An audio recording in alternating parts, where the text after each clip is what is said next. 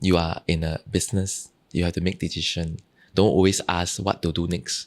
You don't need to know everything. They always think they need to know everything before they can fight the war, before they can go on to the battlefield. Sorry, sales is about reading the book and fighting at the same time.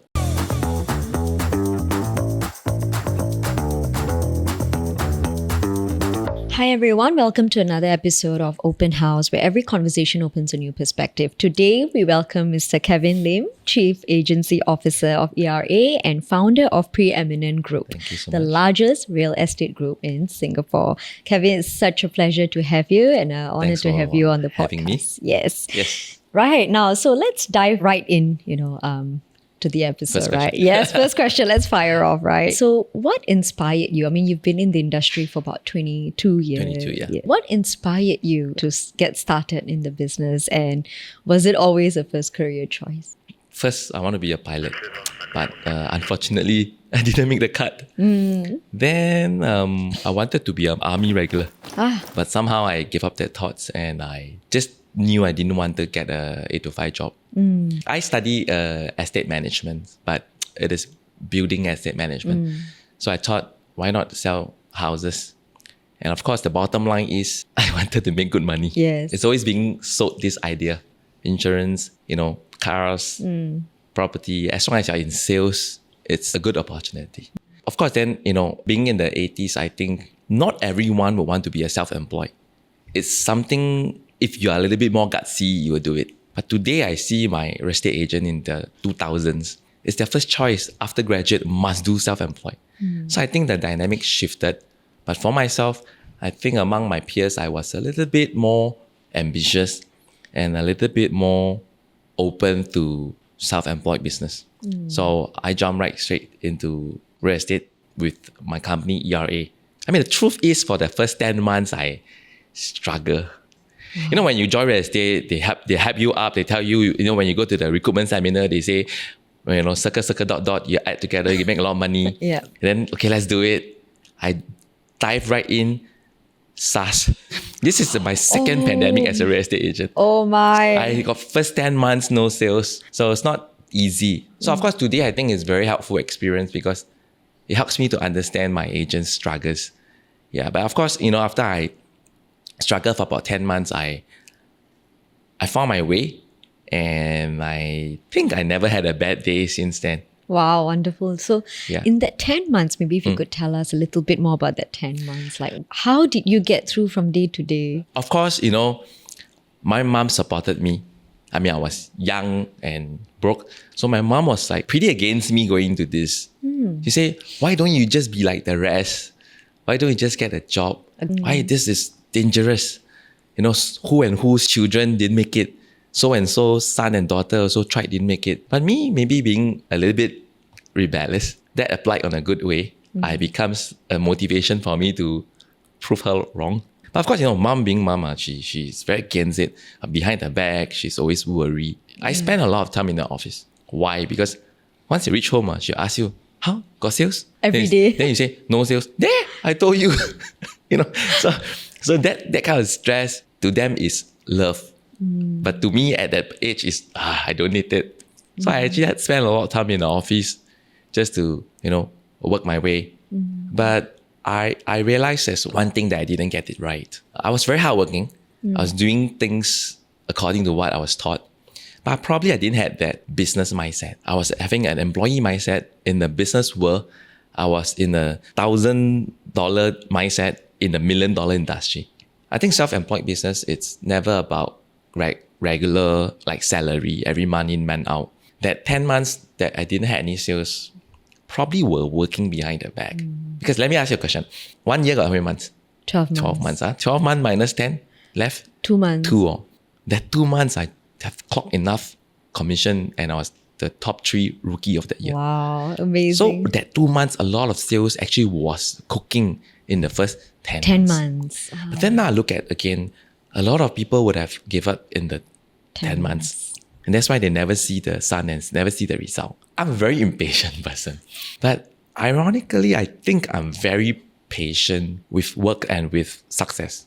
Like if you give me something, right, I cannot fix it. I will keep doing it and doing it Until and you doing get it it until I right. get it. I just don't give up easily. I think that's something inbuilt in me. Yeah, you can say it's stubborn, but on the flip side, it becomes focus. So now if I were to ask you, after so much success, right? And I think a lot of people also want to know, right? You mentioned you're patient, you're focused. Like what does it take to cultivate a winning mindset? To me, as a business person, it's very important to learn how to make decisions. I think being success, it's a decision. What I do is just a byproduct. It's not the most important. Right. So it be it real estate or any other industry. Right. Now, what's a surprising hurdle that most people may not know that exists in the real estate industry? Wow. People who start fresh like me, or people who came from a previous job, I think the first hurdle they have is always spending money.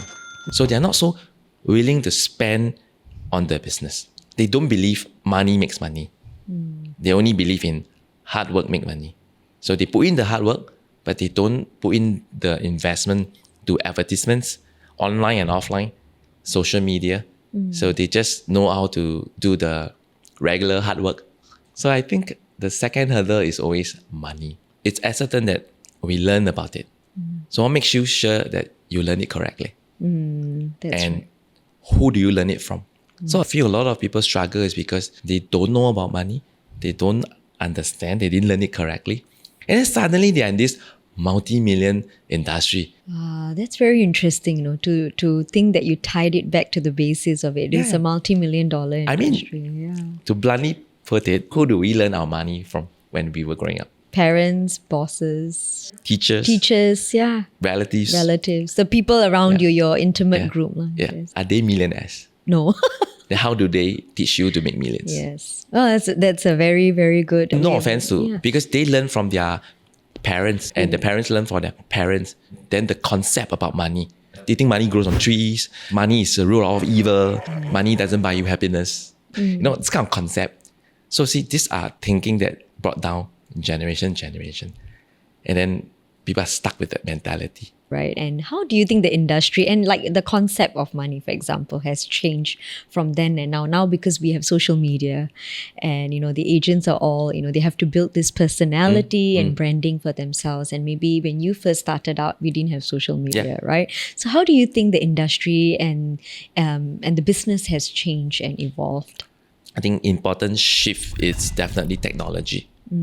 Right? So today, as a real estate agent, you are a salesperson. Whenever you're selling things, I think you need people. And then social media, actually, it's the biggest game changer. I think I'm one of the very first early adopter of social media in the industry.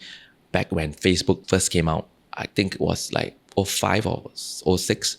Back then, posting pictures and all that, people are not very comfortable. Yeah. People within the industry are not very comfortable. Bosses are not very comfortable. The regulators are not very comfortable. So you becomes a very odd one out doing things that not the normal people do. So I always practice to be an early adopter. Again, this was when I realized business mindset.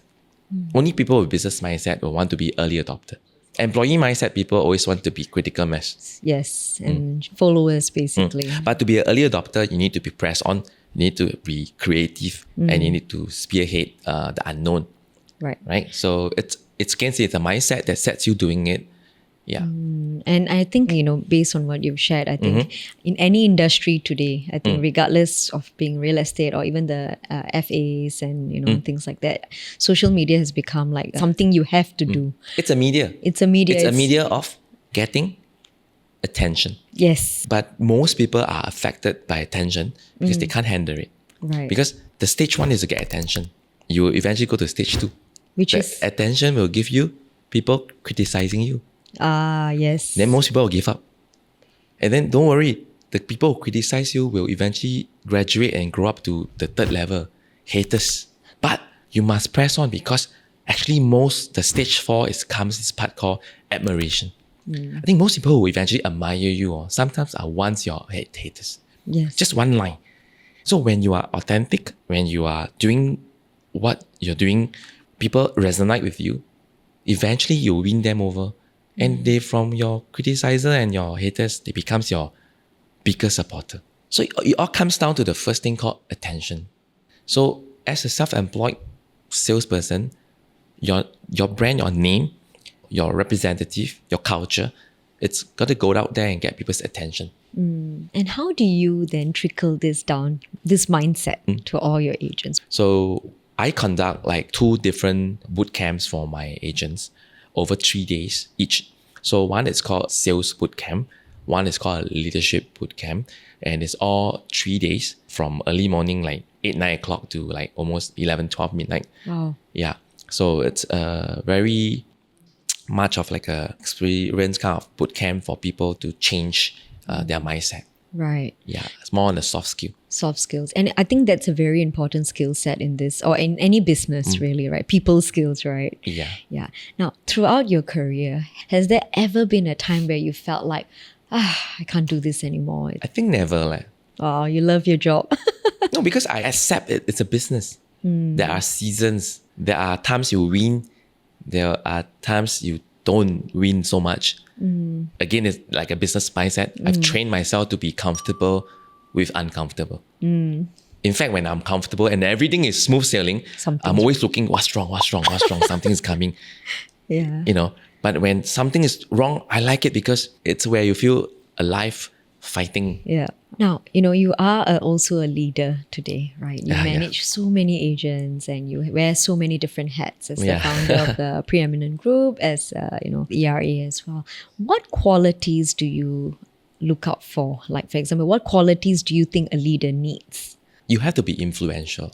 You have to be able to influence people to follow you. I always try to be myself and be as authentic as I can. So even when I speak very authentic. Yeah, I don't really care how people like or dislike what I say. But I say it because it's the truth. Sometimes my agents say, yeah, boss, you always say the same thing. I say, yeah, because it's the truth. It's the truth. That's why I keep saying it. Yeah. So I think to be a good leader today, you have to be authentic, you have to be influential, and you must be a high risk taker. And I choose to believe over the last 16 years or so as a leader running teams, I think I've always been ahead of the market, spearheading things, not only for myself or ERA, even changing the game of the industry. Which brings me to the next question, right? Obviously, over the last 22 years, you've honed your sales strategy to a T, I'm sure, right? So for those inspiring like viewers who, or the younger generation who may want to enter this industry or any business landscape, for example, what is your like sales approach and what do you always keep in mind? Like one thing you keep in mind in business and in sales and for achieving success, in this field, maybe particularly to real estate?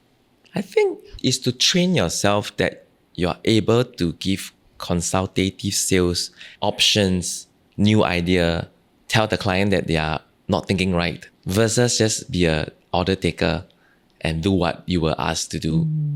Sometimes clients like people who dare to speak up, but then again, a lot of agents don't dare to speak up because they always just want to satisfy the client's needs. But I think the industry needs agents who are more vocal, who are able to give different ideas for their property.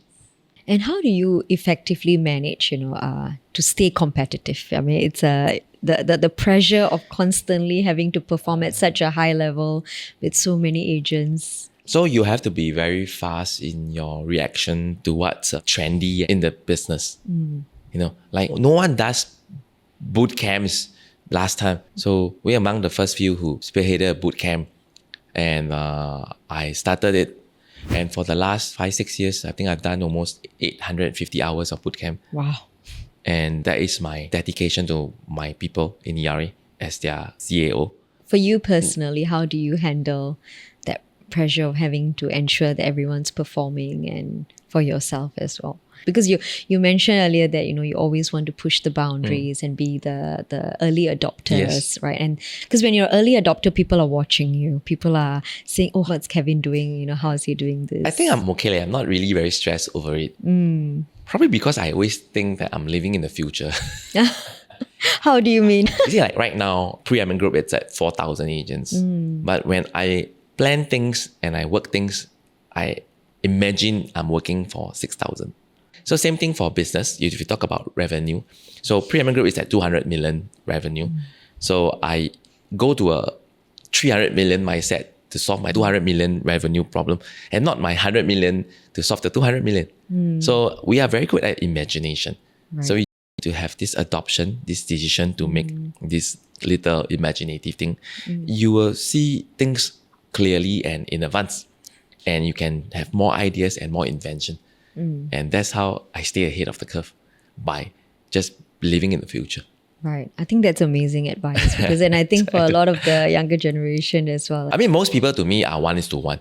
That means you're 30 years old, you are 30 years old mindset. You are 100 agents, you use 100 agents way to run. They don't overdo it. That's right. So if you got 100 agents, you got to use 500 agents mindset. Spend 500 agents kind of money. That's right, yeah. 500 agents kind of passion. Then you make space. When you make space, things will come. Right. So I'm always a believer of creating space first. That mental space, that desire.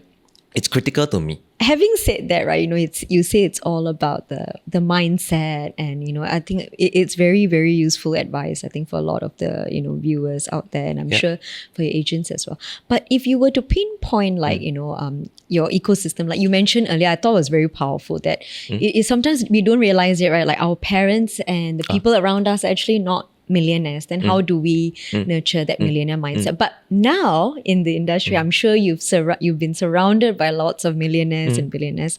If I were to ask you, right, what is that one thing, one lesson that you've learned from them? I mean, my parents for sure are not rich, as in money rich, but they love me. But money wise, I think I don't really learn much from them. Of course, when I was 18, 19 years old, my poly days and then subsequent army, I think I changed a lot of my mindset by reading a lot of books. First book that changed my mind was Rich Dad Poor Dad. Ah, yes. Blew your mind, did it? I tell you, in my 18, 19, 20, 21 years old, I read more books than my whole life before. And then when I joined real estate in 22, I spent a lot of money on education, on seminars. Any gurus, I tell me, I have all been before. Walk fire, eat fire, everything. I've paid tens of thousands of dollars to attend these courses. And that's where I feel a lot of people only know how to spend money on neck up or down. But, it's about spending money on in your mind. On your mind. Yeah. What is the biggest sacrifice you feel you've made in the last 22 years? I think, of course, I sacrificed a lot of my own emotions. How so? Like even I'm scared I have to pretend I'm not. Even if I feel down, I have to be positive. Sometimes can be quite screwed up to your mental health. Tiring, yeah. But I think, like I say, I'm born with a strong mindset. I always think I have that mindset. And second thing, probably I start my family late. I got married at 35 and I became a dad at 37.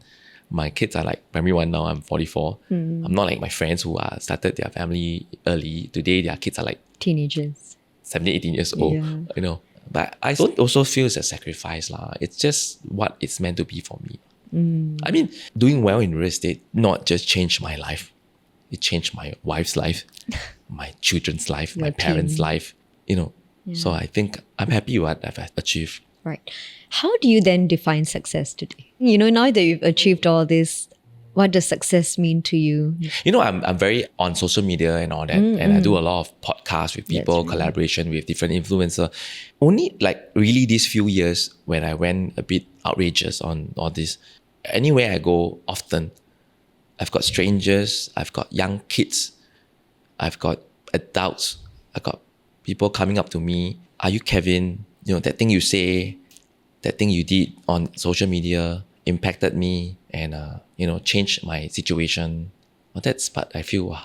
That day was so funny I'm a Formula 1 fan. So every Formula 1 I'm on. So you had weekend? Yeah, I was 3 days there. I was with Casa Ferrari. On Saturday, I was walking the track. That's where Carlos Sainz crashed into the barrel. There were like so much security at the barrel to let people know. Then out of the security, the FIA security, these two gentlemen, are you Mr. Kevin Lim? It's like, hey, what? We follow your social media and you inspire us, you given us. It's like I'm very happy I'm very happy that I've impacted people. Yeah, the day I went to eat wanton mee, the hawker cooking wanton mee. hey, you the TikTok guy. Yeah, so you get recognized, and that's happy. No, it's not about just getting recognized, not the fame. Impact that you It's the make. thing they say that they have benefited. Like to me, it's, really got people believe in me. Oh, now what do you think about the concept, right? I don't know. Maybe I think you would know. So people always say, "Oh, we have to fake it till we make it." Fake it till make it is exactly what I mentioned just now. Living in the future. Am I 6,000 agent now? No, but I believe I'm 6,000 agents. Are you a millionaire yet? Believe you are. Behave like a millionaire. Soon you will be. I don't like that word, but I rather put it called time travel. Time travel. I'm a time traveler. You live in the future. Now, what is a common mistake do you think, maybe within the real estate industry or in general, right? People who want to be successful. Common mistake. Yeah. And how do you think they... come in, take it as a job. Look for the best manager. Look for the best company. Everything must be the best. You forgot you must be the best. You're not the best. Everything else best. No use one. You are in a business. You have to make decision. Don't always ask what to do next. That's in employment. Your boss will give you work. You don't even have a boss here. Proactiveness. It's the mindset. It's the mindset of survivorship. You don't need to know everything. They always think they need to know everything before they can fight the war. Before they can go on to the battlefield. Sorry. Sales is about reading the book and fighting at the same time. Yeah, I think any business or any job is like that as well, right? Now, and what advice would you give people who are looking to come into the industry, the next generation? You must have that ability and that willingness to walk in the dark. Stop wanting to learn things. Start doing things. Yeah. You learn by doing. New agents, every day, what can I learn? What can I learn? What can I learn? It doesn't work this way. Yeah, I know why they want to do that. They don't want to look stupid in front of their clients. But you will look stupid one day. So be it. I think it's all about making the right decisions. But where do right decisions come from? By experience. doing. Yeah. And where the experience come from? Bad decisions. Yeah. So that part about walking in the dark is very scary for most people. They want absolute clarity. In their mind, it's like, hey, I'm from Singapore, I'm going KL, driving to KL. On headlight, I see KL. That's what they expect in their world. Yeah. You on headlight, you only see that few meters ahead. Yeah. Every meter you drive, you see some more. And eventually you see KL. Right. That's the real life. But in their life, their car like that one. On headlight, see KL. It's a straight road. Yeah. Straight road to success. No, must see already. Yeah. So they cannot take uncertainty. So, people who join us are fresh grads. Their issues are always a little bit more pampered. Maybe they are in that era. They are a little bit more impatient in a bad way. They can work as a real estate agent 3 months. Hey, boss, I cannot find my direction in, I cannot find my fulfillment in this business. So a bit too impatient. Now, if you were to give advice for that different age groups, like 20s, 30s, what would your advice be? Like, what would you have done different? Because it's a very different... Well, because I started 22, people might not have the opportunity to start so young. But then people who are starting at 22, my advice to them is stop thinking you're young. You're in a very dangerous position. Every day, from morning to night, people are always telling you, it's okay, you're young. It's okay, you're young. You are not young. And people starting in their 30s, they will always work-life balance, spend more time with your family. Work and life never balance lah. Get real lah. Then people in the 40s are always, I'm too late. That's why people very funny one. They sit the boat, sit in front, they scared water. Sit behind, they scared ghosts. Sit in the middle, they say boring, no view. Hey, what you want? So, to me, there's no 44-year-old me. There's no 30-year-old you. There's only the 2024 you. Yes. So 2024, now you know social media is a great place for influence. Use it wisely. I mean, a lot of people have social media. But do they actually use it? They don't use it to post, to create business. They only use it to read and waste their time. Is that something like a must for all your agents? Like, do you strongly encourage all of them to do it? You have to be very comfortable speaking to people on the mic, podcast, Reels, Instagram, TikTok. Anything. You must train yourself to be good and like it. But you have to learn and make a decision make a To be decision comfortable. to like it. To be true, I don't really care what I like. You just do it. I do what is right. I don't do what I like. Everyone I see is about what they like. Hey, who cares what you like? True. Okay, I'm very hard on myself Yeah. on this kind of thing. Really, I do what is right. Why do I do what I like? I mean, if what I like is correct, good. But if what you like If what I like is wrong, how? yeah. So a lot of things that I'm doing now, I can tell you, I don't like. But you have to do it. Kevin, wow, you're such a micro-influencer leh. Wow. I don't like. Actually, I don't like to sit here talking to you. Not that I don't like you, but I don't like sit here talking to you, recording all this, going Yeah, out. do But it. I do it because it's right. It's right. It's the Absolutely. mission that I want, Yeah. But personality-wise, It's not you. I don't like the lights. But for my vision and my mission, that's why, you see, when the task, TASK, is bigger than yourself, you will be successful. What's your task? The task is to do 30 episodes of podcasts. The task is to go out there, create content. But, I don't like content. So which one is bigger? Task is bigger. Do it anyway. Yep. Yeah. So it's all these things that is important. Lastly, thank you so much. I mean, we have almost come to the end. But what Okay. valuable insights and impact, what impact do you hope to make within the industry? Like now, after 22 years being in the industry, right? What changes do you hope to see, or what impact do you hope to leave? I love to see more collaboration between different companies and not keep having this competitive mindset. I hope all leaders of the industry can have a more open mind. There's no secret. The more you share, the better it is for the industry, which then us. Yeah, it's very important. Like whatever you shared today is so valuable for everyone. Everyone here, people who will be watching this, and So I hope people can pick up one or two tips from this podcast. more than one or two tips. And I think I'm more than happy to if anyone have any questions, can always DM me. But what I want to do is really, whether you're from wherever industry or even as an employee, I hope this little sharing can impact people. Yeah, right. Thank you so much, Kevin. I think thank you for being here. We really appreciate it in your busy schedule. And thank you everyone for watching, and to our listeners who are tuning into this episode. If you would like to leave a comment and share this video, please do that as well. And remember, for every conversation, there's a different perspective that you can look out for in all our episodes, right? Thank you so much.